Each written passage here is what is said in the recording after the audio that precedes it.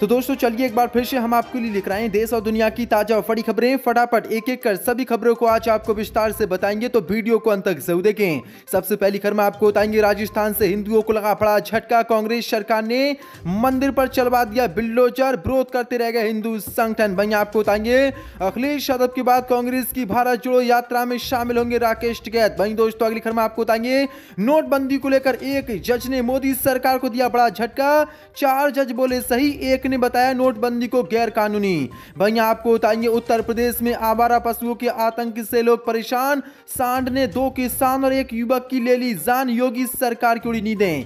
वहीं आपको बताएंगे पप्पू यादव ने बाबा रामदेव को लेकर दिया विवादित बयान, बाबा रामदेव को बताया चरित्रहीन। वहीं आपको बताएंगे शाही ईदगाह मस्जिद सर्वे कराने के विरोध में कोर्ट पहुंचा मुस्लिम समुदाय, सर्वे पर रोक लगाने की मांग। वहीं आपको जाएंगे उत्तर प्रदेश में गैर मान्यता प्राप्त मदरसों को बंद करेगी योगी सरकार, किया ऐलान। तो दोस्तों सभी खबरों को एक एक कर विस्तार से आपको बताने वाले हैं। वीडियो को दिल से लाइक कर चैनल को सब्सक्राइब जरूर कर लो और कमेंट बॉक्स में हमें जरूर बताएं कि हमारी वीडियो को आप कहां से देख रहे हैं। इस बीच बढ़ते हैं दोस्तों अगली खबर की ओर। राजस्थान से हिंदुओं को लगा बड़ा झटका। कांग्रेस सरकार ने मंदिर पर चलवा दिया बिल्डोजर, विरोध करते रह गए हिंदू संगठन। दरअसल आपको बता दें राजस्थान के अजमेर जिले में एक मंदिर की 4 दीवारी पर कांग्रेस सरकार ने बिल्डोजर चलवा दिया है, जिसके बाद हिंदू संगठनों ने इसका विरोध किया। विरोध के बावजूद भी बिल्डोजर को नहीं रोका गया और हिंदू संगठन ऐसे ही विरोध करते रहे। दरअसल आपको बता दें अजमेर जिले के वैशाली नगर में भगवान देव नारायण के मंदिर पर सोमवार देर रात अचानक जिला प्रशासन ने मंदिर की दीवार पर बिल्डोजर चलवा दिया। जैसे इस बात की जानकारी हिंदू संगठन और गुर्जर समाज के लोगों को पता चली तो उन्होंने इसका विरोध किया। जिस मंदिर की दीवारें तोड़ी गई हैं वह 200 साल पुराना मंदिर बताया जा रहा है। हिंदू संगठनों ने मंदिर की दीवार को दोबारा से बनाने की कांग्रेस सरकार से मांग की है। दीवार दोबारा ना बनाने पर बड़े आंदोलन की चेतावनी दी गई है, लेकिन कांग्रेस सरकार ने इस चेतावनी को दरकिनार किया और दीवार को बिल्डोजर से जमींदोज कर दिया है। जो उससे बड़ी अपडेट है, तगड़ा झटका।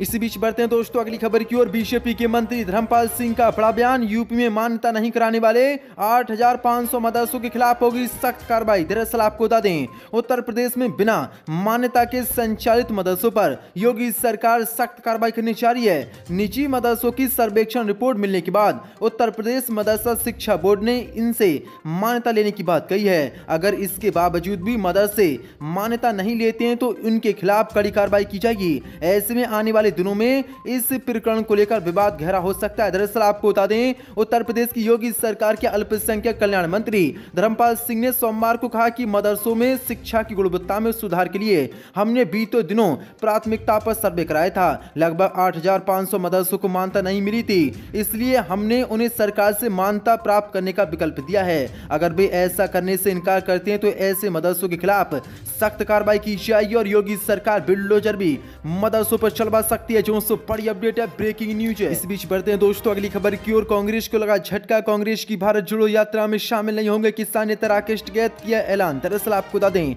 9 दिन के अंतराल के बाद राहुल गांधी की भारत जोड़ो यात्रा एक बार फिर से शुरू हो चुकी है। कन्याकुमारी से शुरू हुई इस यात्रा में अन्य संगठनों के भी कई दिग्गज नेता अपनी उपस्थिति दर्ज करवा चुके हैं। आज भारत जोड़ो यात्रा यूपी के गाजियाबाद में प्रवेश करेगी। ऐसे में कयास लगाए जा रहे थे कि किसान नेता राकेश टिकैत भी राहुल गांधी की इस यात्रा में शामिल होंगे, लेकिन आज राकेश टिकैत ने इसको लेकर बड़ा ऐलान कर दिया है। राकेश टिकैत ने कहा कि वह भारत जोड़ो यात्रा में शामिल नहीं होंगे।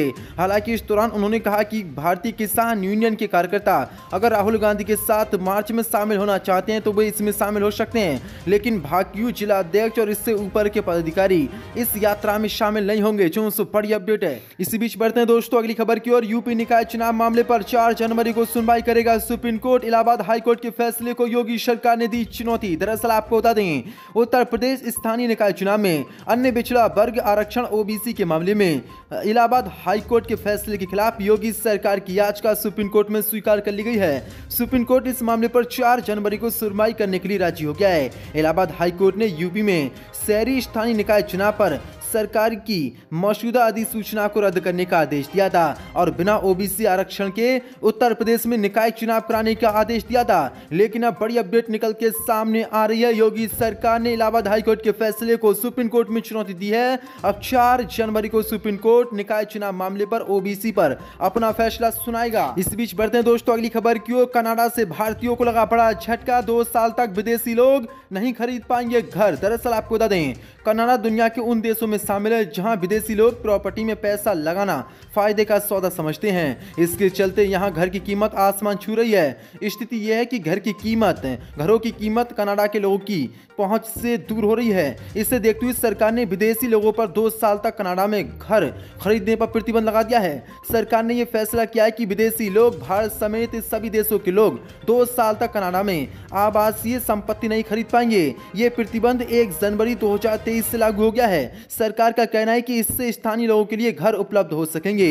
कनाडा के लोग घर की समस्या से परेशान है। कनाडा सरकार द्वारा लगाए गए प्रतिबंध में कुछ अपवाद भी हैं। जो बड़ी अपडेट निकल के सामने, तगड़ा झटका भारतीयों को आज कनाडा ने दिया है। इसी बीच बढ़ते हैं दोस्तों अगली खबर की ओर। पप्पू यादव का बाबा रामदेव पर बड़ा हमला, बाबा रामदेव को बताया दलाल। दरअसल आपको बता दें, बिहार में जन अधिकार पार्टी के संस्थापक पप्पू यादव ने आज बाबा रामदेव पर जोरदार हमला बोला है। पप्पू यादव ने कहा कि राजनीति में सभी लोग दलाल हो गए हैं। राजनीति दोगले लोगों की जगह हो गई है। यही कारण है कि राम रहीम आसाराम सभी लोग अच्छे हो गए हैं। बाबा रामदेव को पप्पू यादव ने चरित्रहीन करार दिया। पप्पू यादव ने एक सम्मेलन में भाग लेने के बाद मीडिया से बातचीत करते हुए कहा कि सुधारवादी लोग समाज को सुधार नहीं पाए क्योंकि वह लोग संत बन गए, क्योंकि कोई इस कीचड़ में घुसकर इसकी सफाई नहीं करना चाहता है। उन्होंने कहा कि वर्तमान समय में मजदूर, मध्यम वर्गीय लोग, गरीब महिलाएं अच्छे हैं, लेकिन राजनीति में हम सभी लोग दलाल हो चुके हैं। उन्होंने स्थानीय नीति 1932 खतियान पर भी राज्य के मुख्यमंत्री को सलाह देते हुए आदिवासियों, स्थानीय लोगों की भागीदारी तय करने की बात कही। जो बड़ी अपडेट निकल के सामने, पप्पू यादव ने बाबा रामदेव को दलाल करार दिया है, वहीं चरित्रहीन करार दिया है। इसी बीच बढ़ते हैं दोस्तों अगली खबर की ओर। हिंदू से ईसाई बने 35 लोगों की घर वापसी। 28 साल पहले बने थे क्रिश्चियन। उत्तर प्रदेश में हुआ ये मामला। दरअसल आपको बता दें, उत्तर प्रदेश के एटा जिले में धर्मांतरण का मामला सामने आया है, जहां हिंदू एकता समूह ने ईसाई बने हिंदुओं के 10 परिवारों के 35 सदस्यों की हिंदू सनातन धर्म में घर वापसी कराई। दरअसल इन लोगों ने साल 1995 में किसी कारण से ईसाई धर्म अपना लिया था। बारी माता मंदिर पर हवन में आहुति देकर अपनी इच्छा से ईसाई धर्म छोड़कर 35 लोग हिंदू बन गए थे।